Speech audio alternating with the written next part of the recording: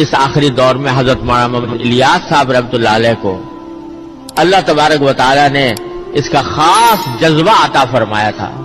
سینے میں ان کے اللہ تعالیٰ نے ایک آگ بھر دی تھی. اس کے نتیجے میں اللہ تعالیٰ نے تبلیغی جماعت وجود میں اللہ تبارک و تعالیٰ لائے اور الحمدللہ 4 دانگ عالم میں دنیا کے چپے چپے پر اللہ تبارک و تعالیٰ کے دین کا پیغام اس نے پھیلایا ہے، پہنچایا ہے. الحمدللہ وہ اس کام میں لگی ہوئی ہے.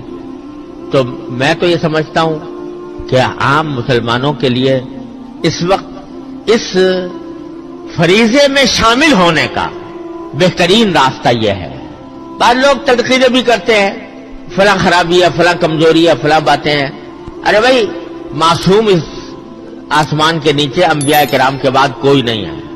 غلطیاں سب سے ہوتی ہیں اور کوتاہیاں بھی ہوتی ہیں. جب کام پھیل جاتا ہے تو اس میں افراد و تفرید بھی ہوتی ہے. یہ سب کچھ ہوتا رہتا ہے.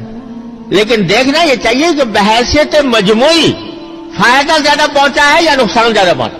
تو الحمدللہ فائدے کا عنصر اس میں غالب ہے اور اس کی وجہ سے تجربہ یہ ہے کہ الحمدللہ وہاں جانے سے لوگ دین سیکھتے بھی ہیں، خود سیکھتے ہیں، اس پر عمل کا جذبہ پیدا ہوتا ہے، دوسروں تک بات پہنچانے کا سلیقہ بھی آتا ہے.